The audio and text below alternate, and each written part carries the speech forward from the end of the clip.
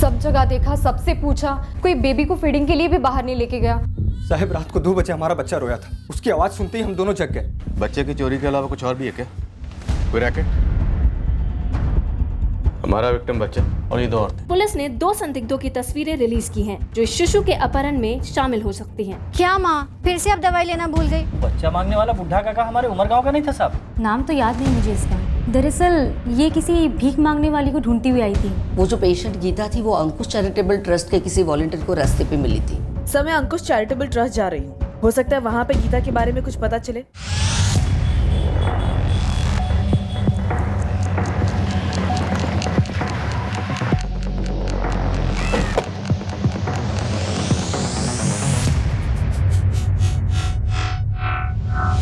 जी नहीं, मैं इस लड़की को नहीं पहचानती, लेकिन हाँ, गीता को हमने आधारदीप हॉस्पिटल में एडमिट करवाया था। हमारी एक वॉलेंटियर है जिसको पता चला था कि गीता प्रेग्नेंट है। 19 दिसंबर की रात थी, बहुत ठंड पड़ी थी और ये गीता बहुत बुरी हालत में थी, तो हमने तुरंत एम्बुलेंस भेजी थी। पारुल जी, ये लड़की गीता के टच में थी, उसके बच्चे के लिए। अच्छा जी, और इस लड़की ने डहाणू के एक हॉस्पिटल से बच्चा चुराया है, किसी रैकेट का हिस्सा हो सकती है। लेकिन फिर भी मैं समझ नहीं पा रही हूँ कि इस केस में हम आपकी मदद कैसे कर सकते हैं। आप हमें गीता के बारे में थोड़ी और जानकारी दे सकती हैं। तो फिर आप हमारी टीम की वॉलंटियर अंजलि से बात कीजिए, क्योंकि अंजलि की ही गीता पर पहले नजर पड़ी थी और अंजलि ही गीता को लेकर अस्पताल गई थी।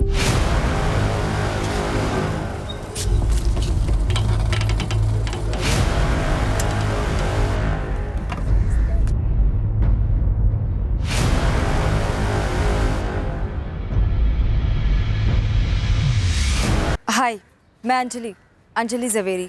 गीता तुम्हें कहाँ मिली थी? यहाँ शिव मंदिर चौक के पास ही पड़ी हुई थी। 19 दिसंबर की रात को देखा था उसे। प्रेग्नेंट थी, कंडीशन भी बहुत ख़राब थी, बहुत दर्द हो रहा था उसे। हम इन दोनों को ढूंढ रहे हैं। पारुल मैम ने बताया मुझे। तो क्या मैडम? नहीं मैडम, मैं नहीं जानती इन्हें। पक्का? पक्का का क्या मतलब? नहीं जानती मतलब नहीं जानती ना। और कौन जानता है इन लड़कियों को? मैम, मैं इन्हें नहीं जानती तो इन्हें जानने वालों को कैसे जानूंगी? तुम गीता को कितना जानती थी? बस उस रात मिली थी, हॉस्पिटल ले गई थी, पर बेचारी बच नहीं पाई। देखो अंजलि, ये दोनों लड़कियां गीता को पहले से जानती थी, तो हो सकता है गीता को जानने वाली शायद इन्हें जानती हो। अब तो बाकी भीख मांगने वालों से आपने बात की शिव मंदिर चौक के पास?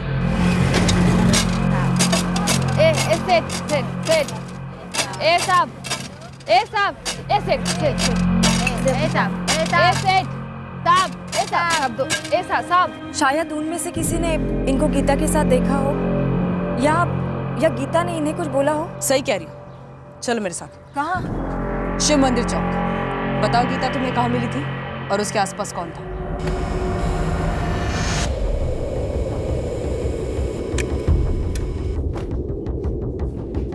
सर ये वलसाड और सूरत दोनों ही आरटीओ से आए हैं। इसमें GJ और नंबर 46 से शुरू होने वाले सारे स्कूटर के डिटेल्स हैं सर। एक रजिस्ट्रेशन नंबर को अच्छी तरह से स्कैन करना होगा। पता नहीं इनमें से कौन सा नंबर हमारे काम का निकला है। पूरे वलसाड़ में लड़के फील्डिंग कर रहे हैं सर। वापी में भी करवा, सूरत और नवसारी में भी। इस जुर्म की जड़ें कहाँ हैं यहाँ भी अभी तक नहीं पता। सर एक बात समझ में नहीं आ रही है, क्यों इसी हॉस्पिटल में इसी बच्चे को टारगेट किया गया है? जरूर कुछ पर्सनल होगा सर। पर्सनल क्या हो सकता है गुरु? माँ बाप कुछ बोल ही नहीं रहे। हमने उन्हें हर तरह से टटोला।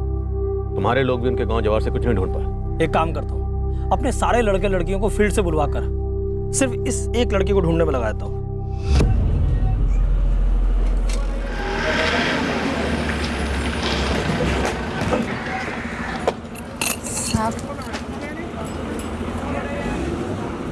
आशा और पद्मा।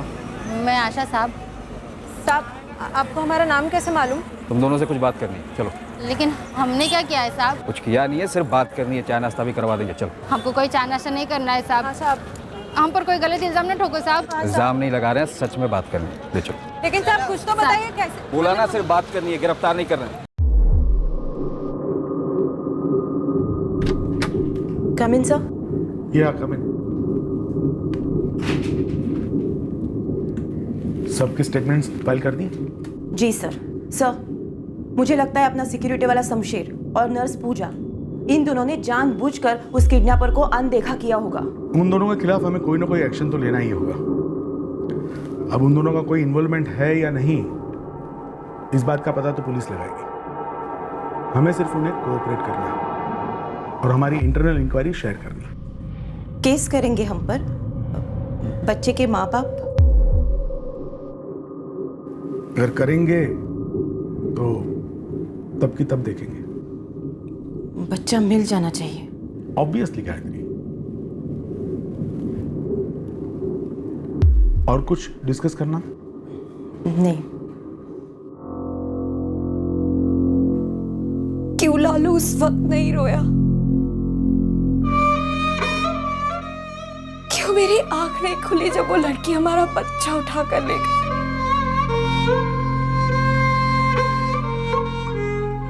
विनय, कौन थी वो लड़की? ये कैसा सवाल है नंदिनी? तुम्हें क्या लगता है मैं उसे जानता हूं? मेरा हाथ है उसमें? हाँ?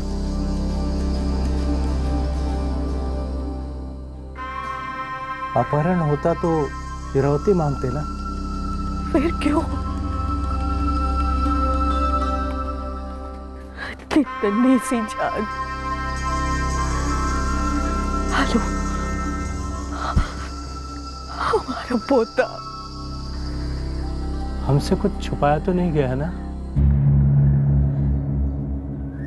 विनय और नंदिनी ने खाना भी मंगाया, पैक करके मिलेगा। ये कौन है? अरे ये, इसको तो कई बार देखा है ना आशा? हाँ। आशा, पद्मा, बात को खींचो मत। एक 4 दिन के लड़के को चुराया इसने अस्पताल से। किसी गिरोह के लिए काम करती है? ये गिरो विरो हमको नहीं मालूम मैम साहब। और अपनी गीता जो थी वो पेट से कैसे हुई ये भी हमको नहीं मालूम। उसके पति का कोई ठिकाना नहीं था। एक दिन बोली 3 महीने पेट से। हमने पूछा ये लड़की कौन है? सब ये औरत कौन है हमको नहीं मालूम साहब, लेकिन इतना पता है एक दिन ना ये रिक्शा से आई थी और गीता भी उसे ग्राहक समझ के ही भीख मांग रही थी। लेकिन ये औरत है ना साहब, गीता से कुछ बात करना चाहती थी, ये ले गई अपने साथ।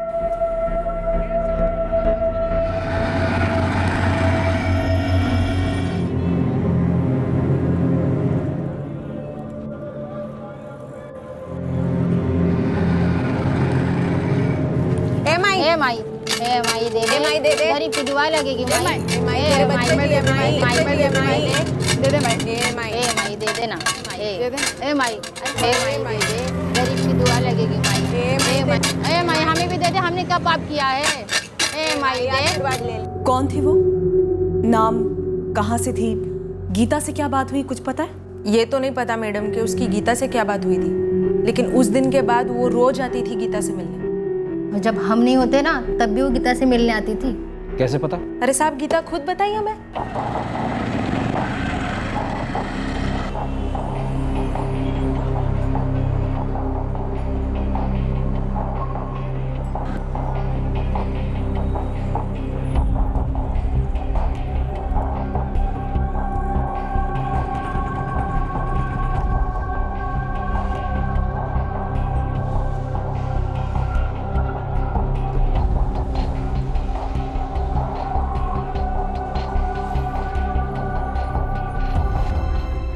तगड़ी भीख देती थी, उसको अच्छा अच्छा खाने को देती थी वो। तुम ये बताओ गीता ने क्या बताया? साहब हम ही ने पूछा था उससे, हमसे तो रहा नहीं जा रहा था। फिर एक दिन चढ़ गई उस पर दोनों, तब जाकर बोली जो भी मैं कर रही हूँ ना पेट के बच्चे के लिए कर रही हूँ।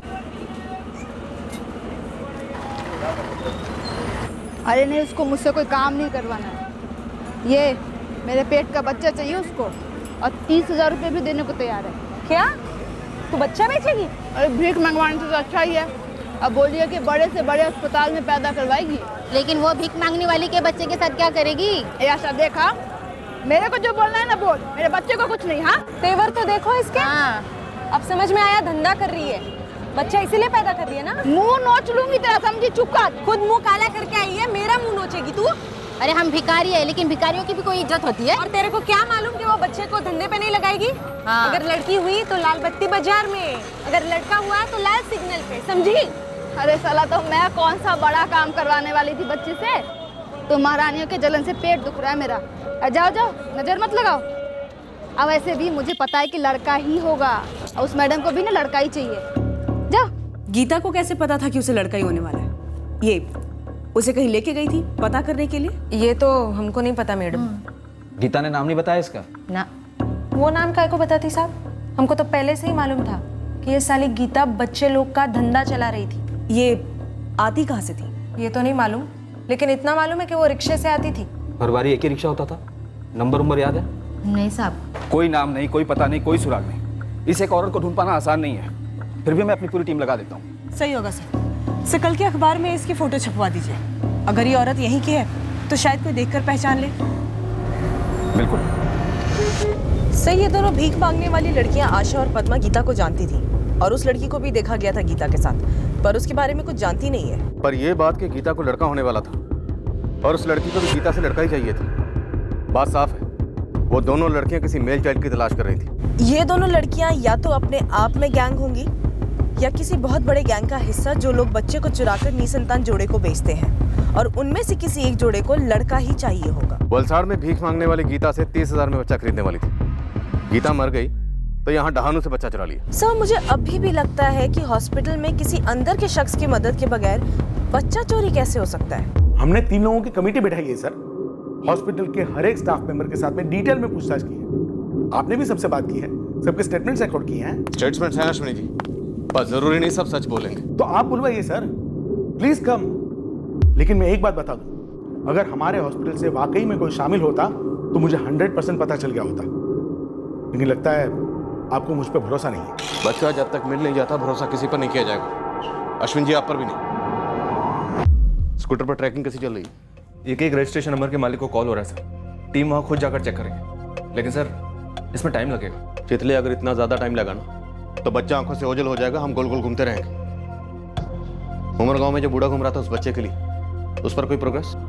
जी नहीं सर। उस बूढ़े को भी लड़का ही चाहिए था, उन दोनों लड़कियों को भी लड़का ही चाहिए था जो उन्होंने चुरा लिया, और ये अब बूढ़ा भी नजर नहीं आ रहा बच्चा मांगते हुए। सर, सांठगांठ उन दोनों लड़कियों में और उस बूढ़े में। मिशन सक्सेसफुल हो गया, बच्चा मिल गया और हवा हो गया। शायद वो लोग यहाँ के थे ही नहीं, कहीं दूर के थे, कहीं बहुत दूर के। चितले, क्या हम इतनी दूर पहुंच पाएंगे? 3 दिन हो गए बच्चा चोरी हुए।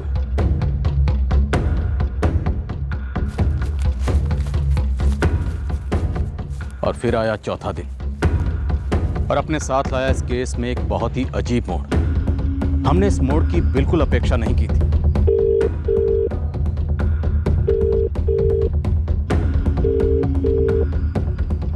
हेलो, शर्मा साहब, पीएसआई वाघेला, उमर गांव से। क्या खबर है वाघेला? खबर अच्छी है। आपके दहानू के जेआरसी अस्पताल से जो बच्चा चोरी हुआ था वो हमें यहाँ मिल गया है। बच्चा ठीक तो है ना? जी हाँ, बिल्कुल ठीक है। यहाँ के नर्सिंग होम में देखभाल हो रही है उसकी।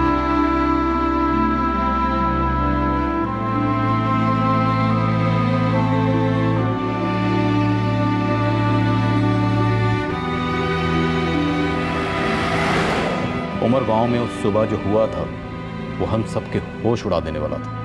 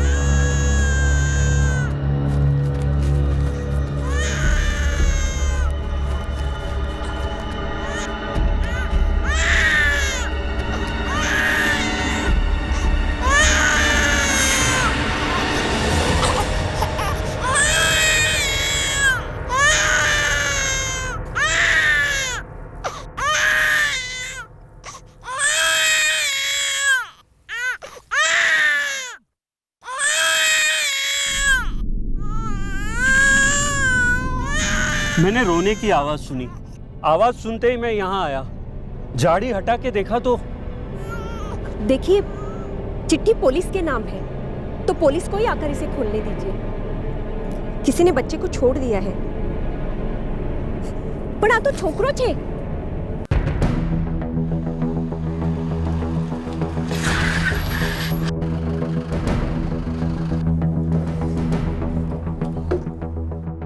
लेटर गुजराती में सर। बच्चे को पुलिस और सिर्फ पुलिस के हवाले कीजिएगा। ये बच्चा जेआरसी हॉस्पिटल डहानू से लाया गया था। कृपया वहाँ की पुलिस के हवाले कर दीजिए और उसके माँ बाप को लौटा दीजिए। अगर बच्चा रोए तो टोकरी में एक दूध की बोतल भी रखी है। हमें बच्चे के पास ले चलिए। ना कह सकते हो कि जो भी इस बच्चे को लेके गया था उन्होंने बहुत अच्छे से देखभाल की है इस बच्चे की। जो भी फॉर्मेलिटीज हैं जल्दी कर लीजिए। हमें बच्चे को जल्द से जल्द लेकर जाना है। इसके माँ बाप तरस गए इसे देखने के लिए। इसे लालू बुलाते हैं। मम्मी पप्पा नी पासे जैसे लालू।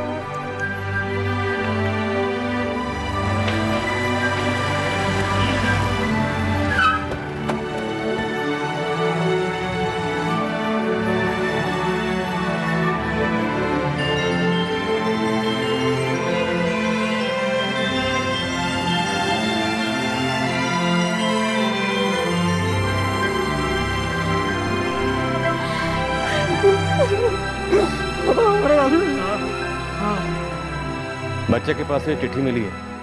उसमें लिखा था कि बच्चा इसी हॉस्पिटल से चुराया गया था। आपका बच्चा आपको मिल जाएगा, लेकिन उससे पहले कुछ फॉर्मेलिटीज हैं वो करनी पड़ेंगी। अब क्या साहब? चाइल्ड केयर कमेटी से कोई आ रहा है। उनकी मौजूदगी में आपको आपका बच्चा अधिकृत रूप से सौंपा जाएगा। हमारा बच्चा हम ही को सौंपेंगे अधिकृत रूप से? वो सब नहीं होगा। मैं अपना बच्चा अब किसी को नहीं दूंगी। नहीं। नंदिनी, बच्चा तुम्हारे पास ही रहेगा। ये सिर्फ कागज पत्री के लिए। ये कागज पत्री फतरी ना आप करना मैडम। हम जा रहे हैं हमारे घर हमारे पोते को लेके। चल रहे बिना। चल काशीनाथ जी, काशीनाथ। कानूनी कार्रवाई है कि ये बिना काम नहीं चलेगा। एक छोटी सी बात, ज्यादा वक्त नहीं लगेगा, मान जाइए, विनती करते हैं।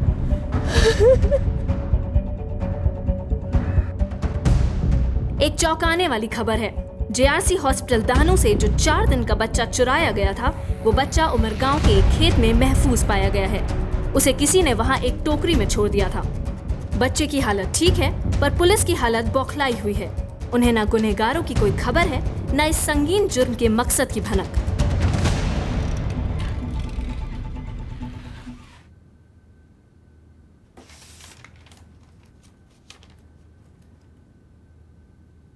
इस टोकरी और कपड़े से तो कुछ खास पता नहीं लग रहा है। और सर ये दूध की बोतल भी बड़े ध्यान से चुनी गई है। लेवल वेवल कुछ नहीं है इस पर। लेटर कंप्यूटर प्रिंट आउट है और गुजराती में। तो इतना तो साफ है कि GJ और नंबर 46 शायद असली हो सकता है। नकली नंबर प्लेट लगाकर गुमराह करने की कोशिश की गई हो, ऐसा लगता नहीं। और ये दोनों लड़कियां गुजरात साइड की हो सकती हैं। अब उमरगांव कनेक्शन सर, जहां ये बच्चा मिला वहीं पर 2-2.5 महीने पहले ये बूढ़ा एक नवजात बच्चे के लिए घूम रहा था। और वो बूढ़ा ढूंढ रहा था एक लड़के को, और इन दोनों लड़कियों ने भी एक नवजात लड़के को ही चुराया। वो बूढ़ा उमरगांव में ढूंढ रहा था और इस अगवा किए बच्चे को भी उन्होंने उमरगांव में ही छोड़ दिया। और इन दोनों लड़कियों ने भिखारन गीता से भी डील की थी। शायद गैर कानूनी तरीके से सेक्स डिटर्मिनेशन करवाया गया होगा। पक्का होने के बाद कि लड़का है, 30,000 में खरीदने की बात हुई होगी। तो सर हम ये मानकर चलते हैं कि ये बूढ़ा और दोनों लड़कियां एक बच्चा खोज रहे थे, वो भी एक लड़का जो इन्हें वलसाड में भीख मांगने वाली गीता से मिलने वाला था। बच्चा नहीं मिला क्योंकि गीता दिसंबर में चल बसी, इसलिए इन लोगों ने और जगह खोजना शुरू किया। इसी वजह से वो बूढ़ा जनवरी में उमरगांव में आया, लेकिन वहां भी इन्हें कोई बच्चा नहीं मिला। और अब आया मार्च, फिर इन दोनों लड़कियों ने यहाँ ढानू के जेआरसी हॉस्पिटल से उस बच्चे लालू को चुराया और 4 दिन बाद बच्चा लौटा दिया गया। क्या डर गई थी कि हम इनके गिरेबान तक पहुंचने वाले हैं, या फिर हमारी तहकीकात के इर्द गिर्द किसी ने इन दोनों को टिप दी थी? सर टिप देने वाला या तो यहाँ ढानू के जेआरसी हॉस्पिटल से हो सकता है या वलसाड के आधारदीप हॉस्पिटल से।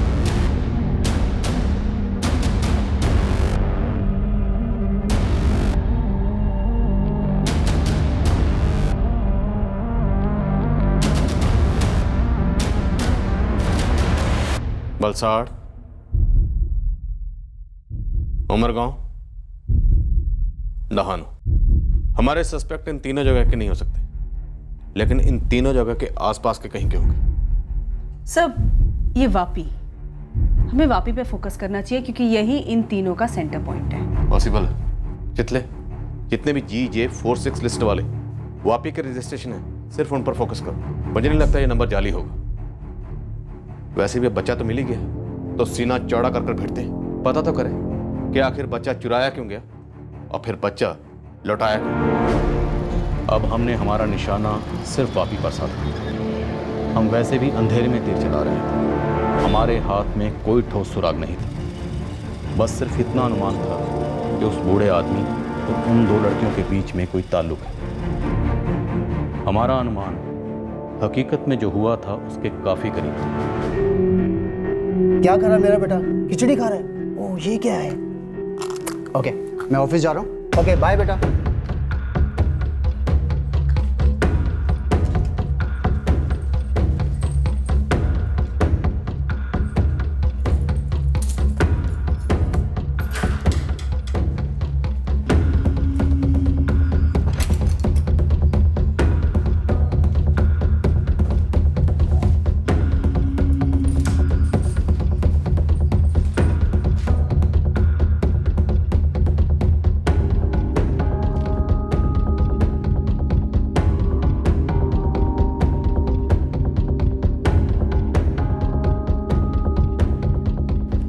चलो भगवान का शुक्र है सब ठीक ठाक हो गया।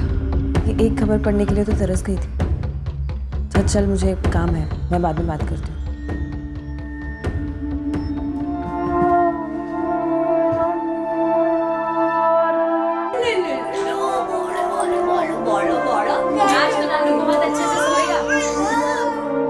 बिना कोई ठोस सबूत के बच्चे के अपहरणकर्ता हमारे हाथ कैसे लगने वाले थे, ये एक बड़ा सवाल खड़ा था हमारे सामने। फिर बतौर जवाब हमारे सामने आई एक लीड। ये लीड हमें बहुत पहले मिलनी चाहिए थी या मिल सकती थी, पर बच्चे के लौटाने के 7 दिन बाद आई।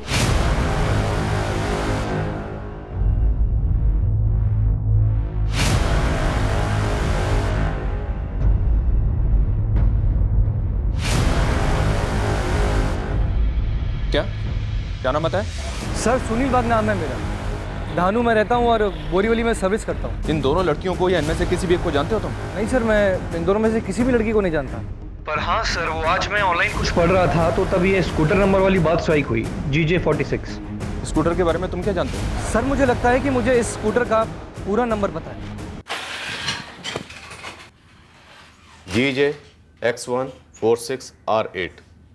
पक्का यही नंबर था? हाँ सर, मेरे ख्याल से यही नंबर था। पिछले 7 दिन से अखबार वाले उस बच्चे के बारे में छाप रहे हैं। पूरे 7 दिन बाद आपकी ट्यूबलाइट जली मिस्टर बाग। अब ये तो आप बोलना मत कि आप न्यूज़पेपर पढ़ते नहीं हैं। एक्चुअली मैडम नहीं पढ़ता, IT में जॉब करता हूँ ना, तो खाने सोने और टॉयलेट के अलावा पूरी लाइफ ऑनलाइन, यहाँ तक कि न्यूज़ भी। वहाँ एक न्यूज़ आई और हॉस्पिटल का नाम भी, और फिर आर्टिकल में वो नंबर वाली बात पढ़ी, तब जाके ये ट्यूबलाइट चली मैडम। तो ये सफ़ेद स्कूटर तुम रोज़ देखते होगे? हमारी बिल्डिंग या ऑफिस के बाहर पार्क रहता हो? जी नहीं सर, एक ही बार देखा था। तो ऐसा क्या खास है इस नंबर में जो एक नज़र में याद हो गया? अब आप लोग मुझसे ऐसे सवालात कर रहे हैं जैसे मैंने खुद कोई क्राइम किया हो। सर उस दिन मुझे सुबह अर्जेंटली किसी काम से ऑफिस पहुंचना था। मैं रिक्शे से स्टेशन की तरफ जा ही रहा था कि तब मेरा ध्यान गया, और वो सर मैं सच कह रहा हूँ, वो लड़की उस टाइम स्कूटर के पास ही खड़ी थी, और जैसे ही मेरी नज़र उस लड़की से मिली तो एकदम से झुक गई। तब मेरा ध्यान सर उस नंबर प्लेट पे गया।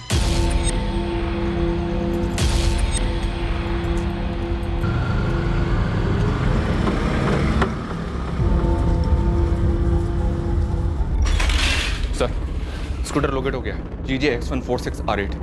किसी कविता जोशी का नाम रजिस्टर्ड है, वापी का एड्रेस है।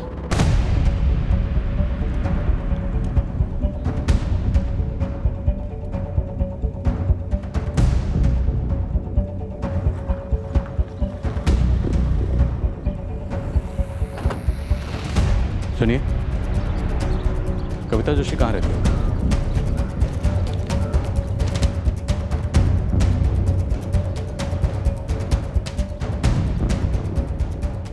कविता जोशी का घर यही?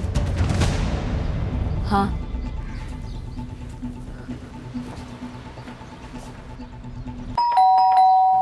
मैं ही हूँ कविता जोशी।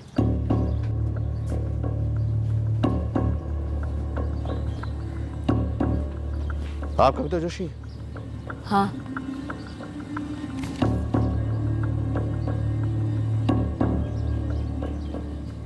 आपका स्कूटर कहाँ है? स्कूटर? जी स्कूटर GJ-X146R8 इस नंबर की है, सफेद रंग की है।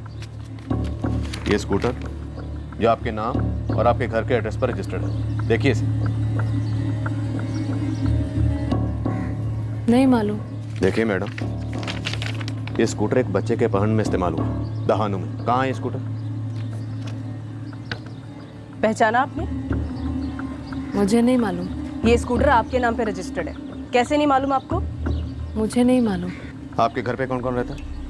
मैं और मेरी बेटी रत्ना। कहाँ आपकी बेटी रत्ना है इस वक्त? कॉलेज। फोन कीजिए, बुलाइए उसे तुरंत।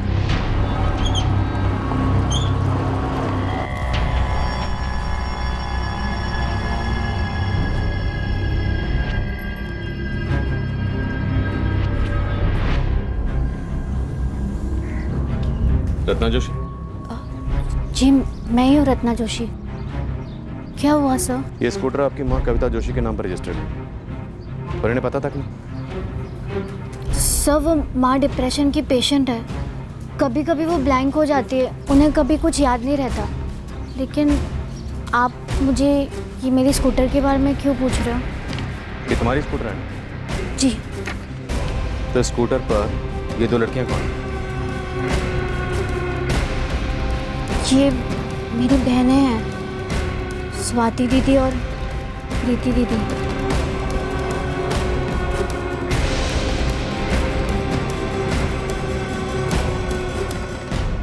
ये स्वाति और प्रीति कहाँ है?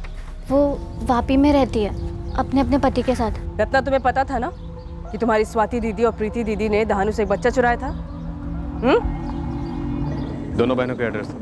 लेकिन सर उन्होंने बच्चा वापस लौटा दिया था। ऑनलाइन खरीदा सामान है ये, जो खरीदा और वापस कर दिया, बच्चा चुराया है। एड्रेस दो दोनों बहनों का, जल्दी।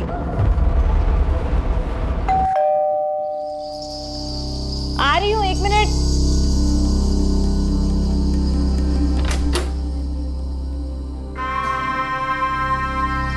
स्वाति भट्ट? जी। यही एक बच्ची है आपकी? जी। पते का? दफ्तर में है। बुला लो। बच्ची को ने संभालना होगा और तुम्हें हमारे साथ चलना होगा। हाँ मैं प्रीति व्यास बोल रही हूँ, बताइए क्या बात है? मैं तुम्हारे ऑफिस से कॉम्प्लेक्स के नीचे ही खड़ी हूँ, जल्दी नीचे आओ। क्यों? बोला ना चुपचाप नीचे आओ। वैसे भागने की कोशिश मत करना, तुम्हारी बहन स्वाति वो हमारी हिरासत में है।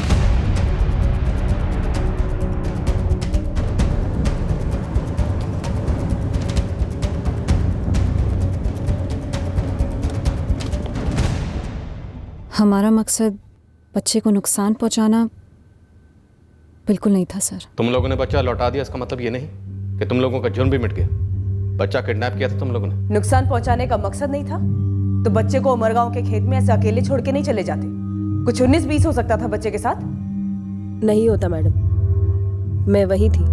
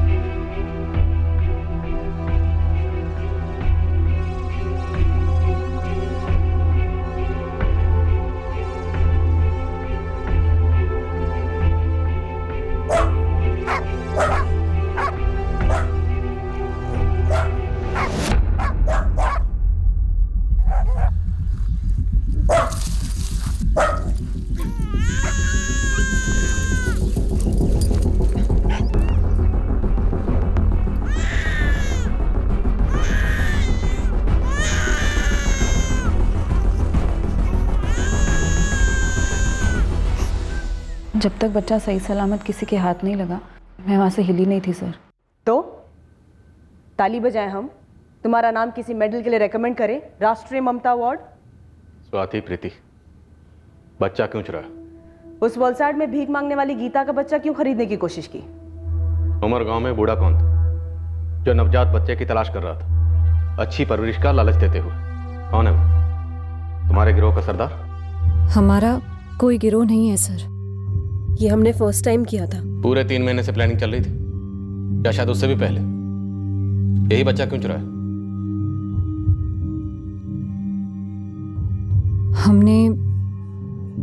हमने बच्चा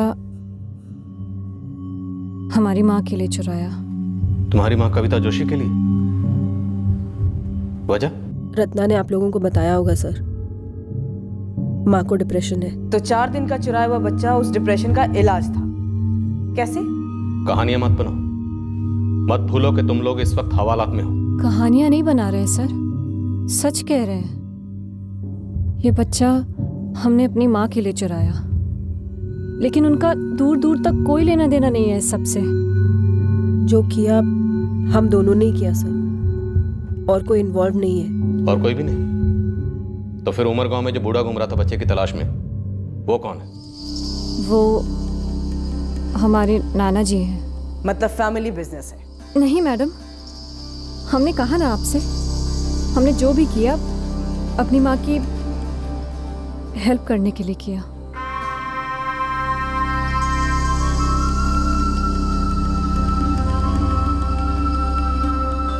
स्वाति, इसमें मैंने कुछ एडिशनल दवाइयाँ भी लिख दी हैं, इससे फर्क पड़ना चाहिए। देखो स्वाति, दवाई अपना काम करेगी, पर गहरे सदमे में है तुम्हारी माँ। उन्हें बहुत ज़रूरत है तुम लोगों की सपोर्ट की।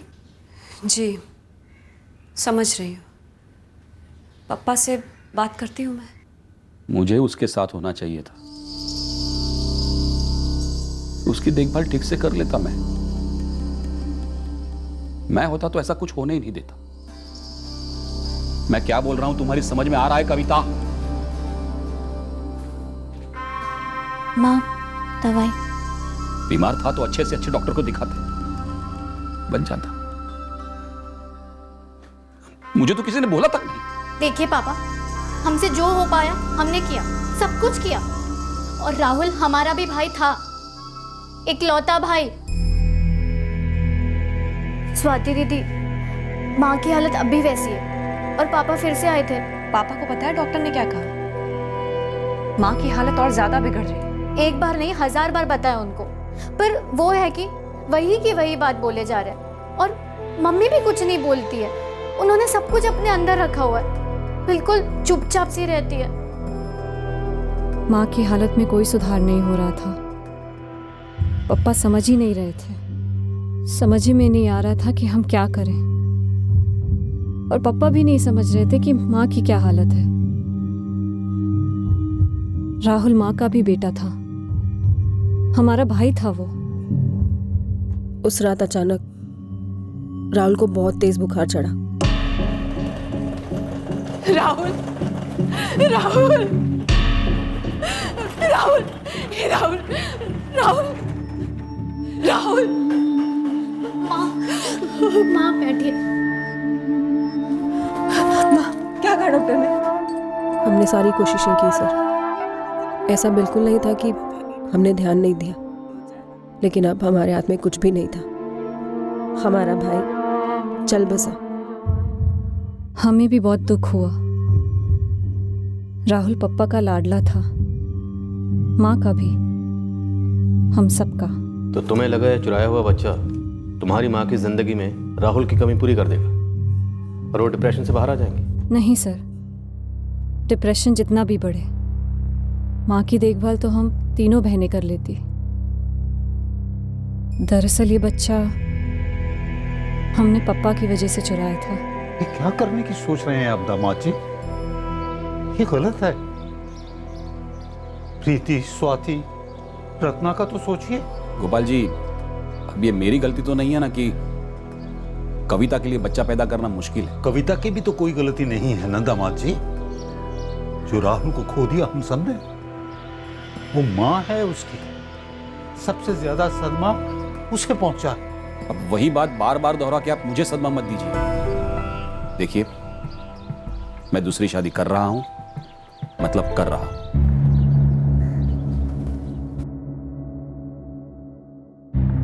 पापा के इस फैसले से हम सब हैरान थे। पापा चाहते थे कि माँ फिर से माँ बने, ताकि उन्हें फिर से एक बेटा मिल सके। हम 3 बहनों के बाद राहुल पैदा हुआ था। जब राहुल पैदा हुआ तब सही मायनों में पापा को बच्चा पैदा होने की खुशी हुई। हम नहीं चाहते थे सर, पापा माँ को छोड़कर दूसरी शादी करें, वहां बच्चे पैदा करें। पापा ऐसा करते तो माँ का डिप्रेशन और बढ़ जाता। पापा भी ना कोशिश कर रहे हैं कि मम्मी फिर से माँ बने।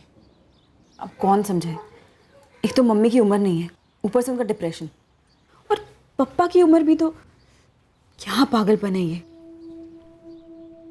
अगर हम पापा से कह दें कि माँ प्रेग्नेंट है तो?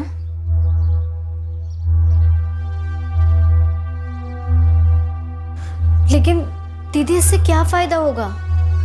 और ज्यादा से ज्यादा सिर्फ 9 महीने तक शादी टल सकती है पापा की, उसके बाद क्या? पापा को बेटा चाहिए ना, इसलिए यहाँ आते हैं। अगर हम पापा से कह दें कि माँ प्रेग्नेंट है तो वो वापस यहाँ नहीं आएंगे। हाँ दीदी, लेकिन 9 महीने बाद क्या? दीदी आप क्या करने का सोच रही हैं? नाना, माँ बच्चा पैदा करने वाली है, ये बात पापा को दूसरी शादी करने से रोक देगी। और उसके बाद? उसके 9 महीने बाद घर में एक नवजात बच्चा आएगा, लड़का।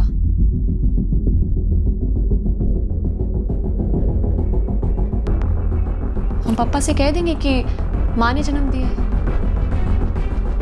लेकिन दीदी हमें एक नवजात बच्चा, और वो भी लड़का, कहाँ से लेकर आएंगे? बच्चा चुराने का प्लान तो था ही नहीं सर। दरअसल हम बच्चा गोद लेने की सोच रहे थे, कोई ऐसा बच्चा जो किसी को चाहिए ना हो। तभी तो सर स्वाति दीदी ने वलसाड में भीख मांगने वाली गीता को ढूंढा, उससे बात की। तो तुम लोगों को पता था कि गीता के पेट में वो बच्चा लड़का था? सोनोग्राफी कहाँ से कराई? मैंने कोई सोनोग्राफी नहीं करवाई। गीता खुद मुझसे बोलती थी कि उसके पेट में लड़का है। अब उसे कैसे पता ये मुझे नहीं मालूम। और तुमने उसकी बात मान ली ऐसे ही? हमारे पास ये चांस लेने के अलावा और कोई चारा ही नहीं था। हम बस किसी तरह से अपने माँ पापा की शादी बचाना चाहते थे। फिर गीता 7 महीने पर अपने बच्चे के साथ चल बसी। हमारा पूरा प्लान चौपट हो गया। तुम लोगों को वाकई लगा कि इस तरह का प्लान कामयाब हो जाएगा? और तुम्हारे पापा, वो तुम्हारी मम्मी को मिलने कभी नहीं आते? हाल चाल पूछने भी नहीं? हमें मालूम था सर, वो नहीं आएंगे। वो वडोदरा में रहते हैं सर, वहीं सर्विस करते हैं। 4 महीने में एक बार आते हैं घर। और राहुल के बाद तो जब भी घर आते हैं बस इसीलिए कि माँ दोबारा से माँ बन सके। गीता नहीं मरती तो ये सब कभी होता ही नहीं सर। अचानक से इतना बड़ा पहाड़ टूट पड़ा हमारे सामने। 2 महीने में बच्चा ढूंढ निकालो, वो भी लड़का। नाना जी जगह जगह ढूंढते भटकते रहे, ऐसे माँ बाप की तलाश में जो अपना नवजात लड़का पालना ना चाहते हो और हमें देने को राजी हो। प्रीति और मैंने भी कई हॉस्पिटल्स के चक्कर काटे, इस उम्मीद में कि कहीं किसी ने कोई बच्चा छोड़ दिया हो जिसे हम अपना सकें। मैंने ये भी कोशिश की कि मैं कोई बच्चा अपने नाम से गोद ले लूं अनाथालय से, और फिर वो बच्चा माँ को सौंप दूं। पर हमें कहीं पर भी सफलता नहीं मिली सर। तब तुमने जेआरसी हॉस्पिटल को निशाना बनाया? हमने पहले भी जेआरसी हॉस्पिटल के चक्कर लगाए थे। हमें लगा वहां से बच्चा आसानी से उठाया जा सकता है। लौटाया क्यों? डर गई थी अखबार पढ़कर, टीवी में अपने बारे में न्यूज़ देखकर? नाना ने एक खबर पढ़ी थी। हमने उन्हें नहीं बताया था कि ये बच्चा हमने चुराया था, और ना ही रत्ना को बताया था। हमने तो नाना को ये बताया था कि ये बच्चा हमें कुछ पैसे देकर मिला है। लेकिन क्या स्वाति? हमें लगा था बच्चे को गोद में लेकर माँ की कंडीशन सुधरेगी, लेकिन ऐसा हुआ नहीं।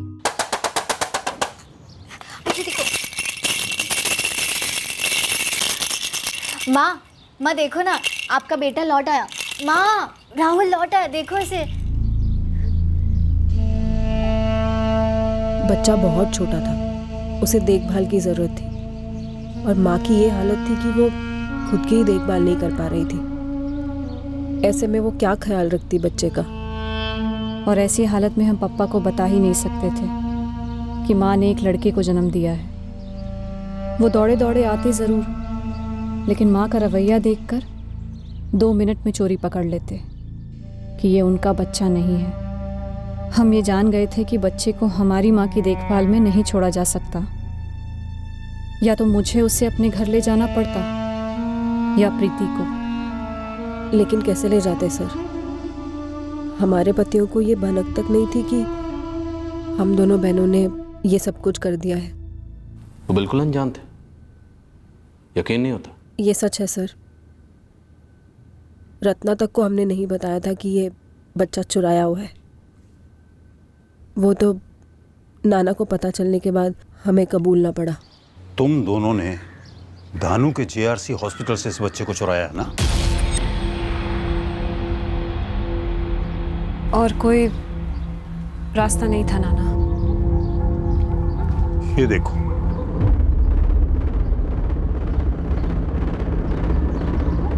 हो सकता है थोड़ा वक्त लगे, लेकिन पुलिस तुम्हारे दर तक पहुंचेगी जरूर। मुझे नहीं लगता तुम्हारी माँ इस बच्चे को संभाल पाएगी और इस बच्चे की वजह से उसकी हालत में कोई सुधार आएगा। बेटा, मेरी मानो, इस बच्चे को लौटा दो।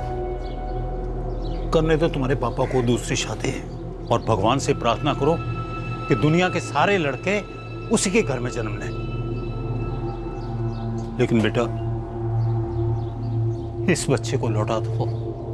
कहीं इस मासूम के माँ बाप की हालत भी वही ना हो जाए जो तुम्हारी माँ की। हाँ सर, हमने जुर्म किया, संगीन जुर्म किया सर। हमने स्वार्थी नजरिए से सोचा, सिर्फ अपनी माँ के लिए सोचा। उस बच्चे के माँ बाप के दुख के बारे में तो सोचा ही नहीं हमने। हमें ऐसा बिल्कुल नहीं करना चाहिए था। पता नहीं क्या सोच रहे थे हम। पता नहीं ऐसा ख्याल आया भी कैसे मन में। नहीं आना चाहिए था। ऐसा ख्याल तुम लोगों के जहन में नहीं आना चाहिए था। और अगर ख्याल आया भी था तो अमल तो बिल्कुल नहीं करना चाहिए था। स्वाति, प्रीति, हमें तुम लोगों को गिरफ्तार करना होगा। चार्जेस लगेंगे तुमको।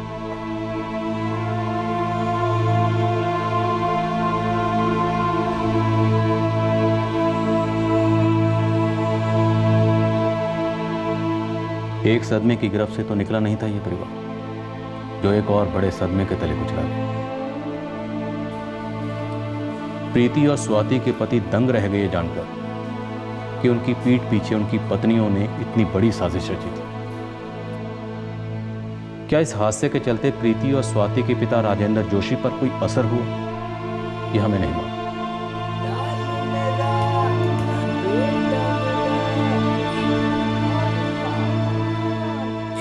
बच्चा अब अपने माँ बाप के पास महफूज है, जहां उसे हमेशा से होना चाहिए था। हमने स्वाति भट्ट और प्रीति व्यास पर किडनैपिंग के चार्जेस लगाए। उन्हें कोर्ट में पेश करने के बाद उनकी जमानत हुई। हमने बेल एप्लीकेशन का विरोध नहीं किया।